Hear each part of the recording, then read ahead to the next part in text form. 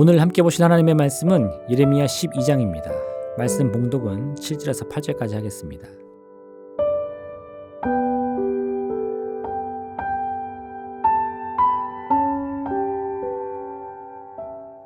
내가 내 집을 버리며 내 소유를 내던져 내 마음으로 사랑하는 것을 그 원수의 손에 넘겼나니 내 소유가 숲속의 사자같이 되어서 나를 향하여 그 소리를 내므로 내가 그를 미워하였음이로라.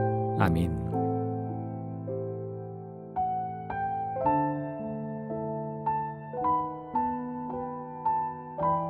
오늘 하나님께서는 이스라엘의 죄악으로 말미암아 그들을 버렸다고 말씀합니다.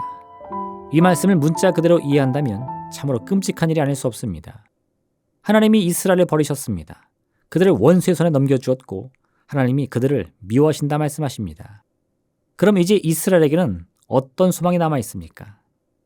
우리는 오늘 본문을 좀 더 깊이 이해해야 합니다. 하나님은 내 소유를 내가 버렸다 말씀합니다.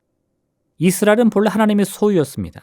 그런데 하나님께 속한 이스라엘이 마치 숲속의 사자와 같이 오히려 하나님을 향해 으르렁거리니 하나님께서는 그들을 미워할 수밖에 없게 되었습니다. 그렇다는 것은 곧 자신의 소유를 스스로 버리는 하나님의 마음은 결코 행복할 수 없다는 의미입니다. 하나님께서 이스라엘을 심판하시는 이유는 복수나 분노의 마음 때문이 아닙니다. 이스라엘이 죄를 범하여 심판을 받을 수밖에 없게 되었지만 이러한 결정을 내린 하나님이 그 누구보다 가장 힘들고 어려운 마음을 품고 있는 것입니다. 왜냐하면 이스라엘이 그 자체로 바로 하나님이 택하신 하나님 소유의 백성이기 때문입니다. 대저 여호와께서 그 사랑하시는 자를 징계하시기를 마치 아비가 그 기뻐하는 아들을 징계함같이 하시느니라.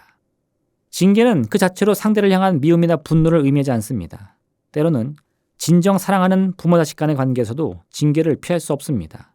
왜냐하면 그 순간만큼은 오직 징계만이 사랑하는 자녀의 잘못을 바로잡을 수 있기 때문입니다.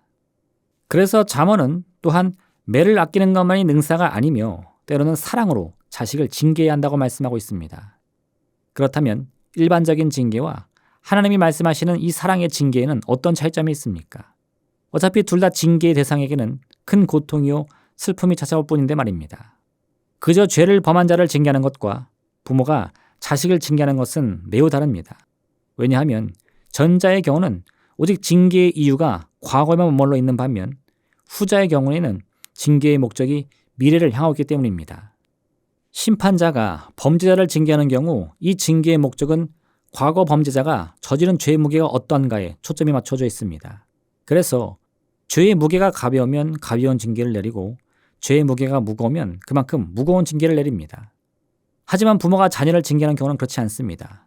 부모는 자녀의 잘못의 무게를 따지며 징계하는 것이 아니라 오히려 자녀의 미래를 바꾸기 위해 징계합니다. 아무리 작은 범죄를 저질렀다 할지라도 만약 이 아이가 스스로의 미래를 바꿀 의지나 의향이 전혀 없다면 부모는 무거운 징계를 통해서라도 자녀의 마음과 생각을 바꾸려고 할 것입니다. 자녀가 아무리 큰 죄악을 저질렀다 하더라도 부모는 결코 자녀를 아주 무거운 징계를 통하여서 망하도록 내버려두지 않을 것입니다.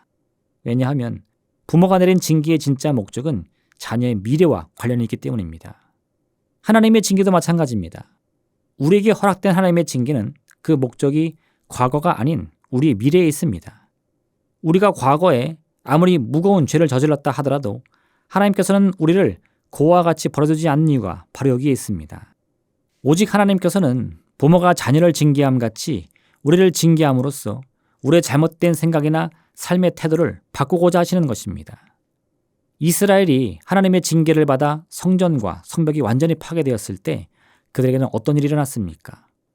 바로 그 순간 이스라엘은 나라를 잃은 슬픔에 잠겨 낙심하며 절망하지만은 않았습니다.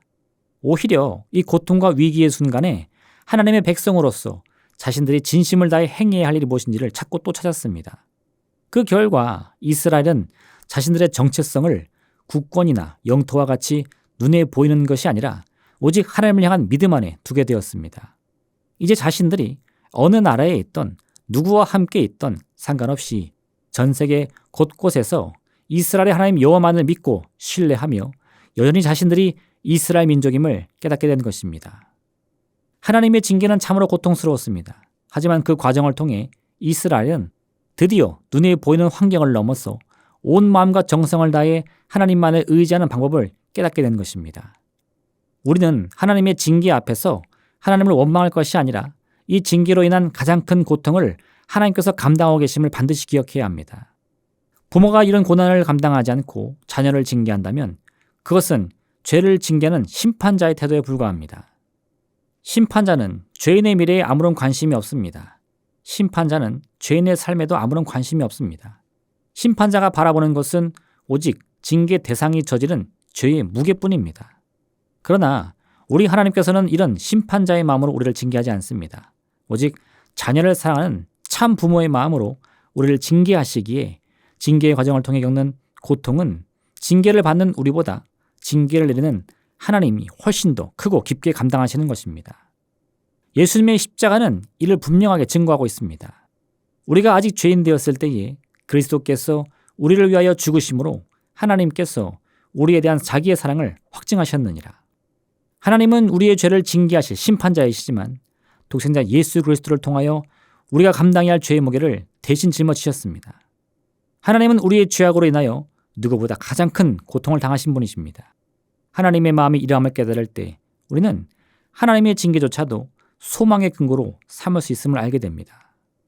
하나님의 변함없는 사랑이 있기 때문에 좋은 일은 좋은 일 그대로, 나쁜 일은 더 좋아질 것을 기대하며 소망할 수 있는 것입니다. 오늘 하루 소망을 위하여 하나님의 변함없는 이 사랑을 의지하시기를 바랍니다. 때로는 우리의 죄로 인하여 하나님의 징계를 겪는 바로 그 순간까지도 하나님의 사랑을 근거로 하여 더 나은 내를 믿고 바라며 꿈꾸며 소망의 여러분 되시길 바랍니다. 우리가 믿는 그대로 하나님께서 허물은 가리워 주시고 우리 마음의 소망을 귀 기울여 응답하여 주실 것입니다. 기도하겠습니다. 사랑의 하나님 아버지, 우리를 향한 변함없는 주님의 사랑만이 우리 운명의 근거인 것을 알게 하여 주옵소서.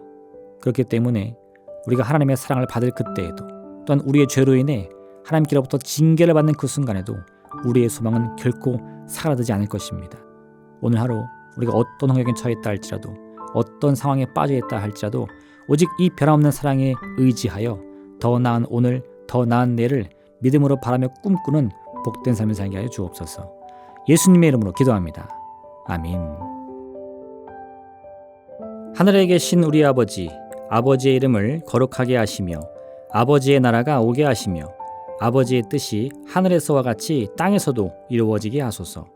오늘 우리에게 일용할 양식을 주시고 우리가 우리에게 잘못한 사람을 용서하여 준 것 같이 우리 죄를 용서하여 주시고 우리를 시험에 빠지지 않게 하시고 악에서 구하소서. 나라와 권능과 영광이 영원히 아버지의 것입니다. 아멘.